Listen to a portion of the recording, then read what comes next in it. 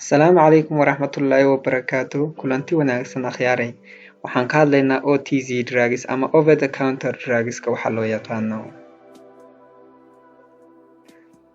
OTC drugska ama over the counter drugsku waa maxay? Waa daawooyin uu qofku iskii u qaadan karo isagoon sidan haba yaraatee wax prescription ah ama warqad dhakhtarka looga soo qoray. Dawooyinkani waxaa la xaqiijiyay inaanay waxyeello u lahayn aadamaha marka loo qaato sidii loogu talagalay ama sidii dhakhaatiirta iyo shaqaalaha caafimaadkuba sheegeen. Waxaana loo qaataa inta badan xaaladaha fudud, kuwaasoo ay ka mid yihiin madax xanuunka oon u qaadano paracetamol iyo aspirin, laab jeexa ama laab ololka antacid syrup, sidoo kale allergy ama xasaasiyadda hydrocortisone iyo dexamethasone. Intan waxaa dheer inaanu u qaadano xaaladaha kale ay ka midka yihiin shubanka iyo calool istaaga ama calool fadhiga.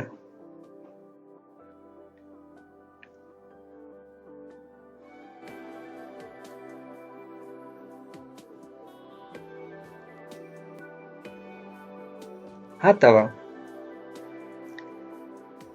isticmaalka dawo aanan OTC ahayn saan wada ogsoonnahay boqolkiiba 80 bulshada Soomaaliyeed waxa ay isticmaalaan ama ay qaataan daawooyin aanan loo qorin iyagoo farmasiga u doonanaya.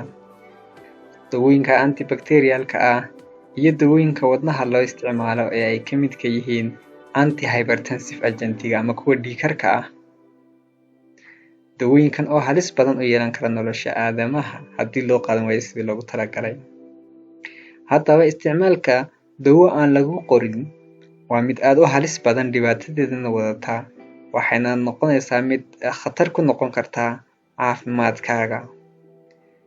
Halkan waxaan kusoo qaadanay antibacterial iyo antihypertensive iyo dawooyin fara badan oo inta badan Soomaalideenu ay u qaadataan iyada oo aanan wadan dhakhtar ama warqad loogu talagalay dawada in lagu qaato. Maxaa dhici kara haddaba haddii aan qaato dawooyinka aan laygu talagelin? Intaynaan gaadhin dawada OTC-ga ah, tusaale ahaan markaan madaxu inaa xanuuno waxaanu tagnaa farmasiga si aan uga soo qaadano dawooyinka ay ka mid yihiin aspirin, kaasoo xanuun baabi'i ah. Haddaba, isticmaalka aadka u dheer ee aspirinku wuxuu sababa xaalad aad u halis ah ama calool olol ama waxaan u naqaano gastri. OTC hadday kuwan sababayaan, waxaad ka filaysaa antibacterial agentigi. Haddaba, inta badan antibacterial agentiga haddii si sharci darro ah loo qaato waxay sababaan antimicrobial resistance waxa afka qalaad lagu yiraahdo ama caabinta jeermisku iska caabinaya dawada. Micnaheedu waxa weeyaan dawadu ma dilayso jeermiska.